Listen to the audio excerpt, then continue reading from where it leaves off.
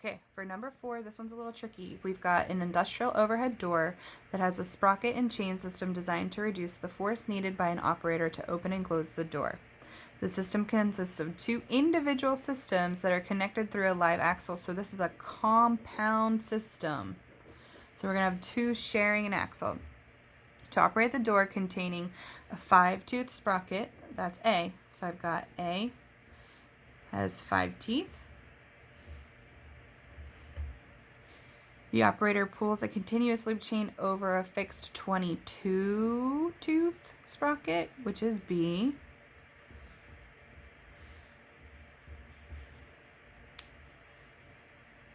So this makes system 1. So I've got A attached to B.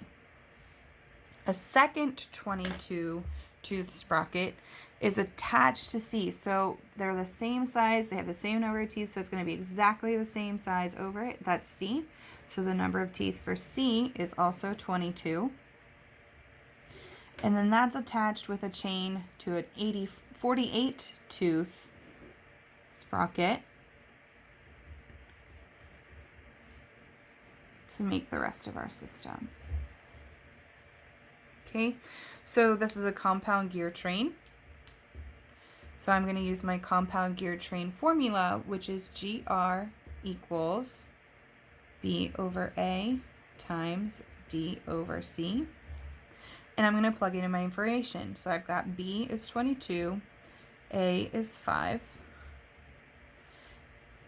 times D is 48, divided by C is 22.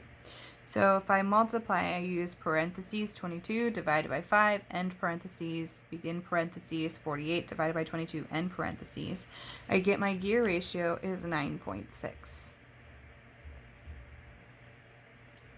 Okay, the mass has 10 pounds of force. So I need to move those 10 pounds. So I need torque that is 10 pounds, 10 foot-pounds of force to open this. Up here in the problem, it says we've got a door containing a 5-tooth gear. So this part means that my 5-tooth gear is connected to the door. Okay, so that means this door is what I'm trying to move. So that makes A my output and D my input for this system. So if the door has a mass of 10 foot-pounds, I'm going to put it here. That's my torque.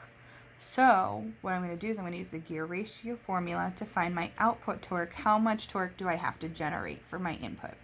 So I'm going to use gear ratio equals torque out over torque in. Plug in what I know. 9.6 is my gear ratio. Torque out is 10. And torque in is unknown. I can't have a variable on the bottom, so I have to flip them. 1 over 9.6 equals torque in over 10. Multiply 10 by both sides. 10 cancels out 10. 10 times 9.6 gives me my torque.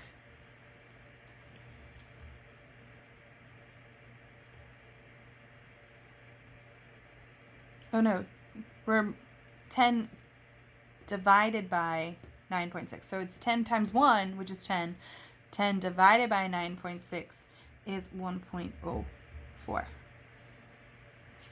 Lastly, we need to figure out how fast the sprocket's going to go. So sprocket D is rotating at 4 rotations per minute. So that's going to go in my D column.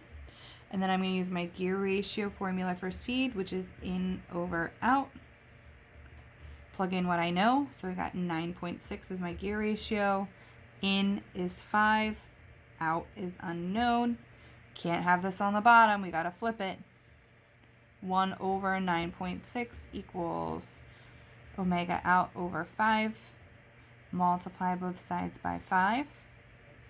So 5 cancels out. So I've got 5 times 1, which is 5, divided by 9.6. And that gives me 0.5 rotations per minute.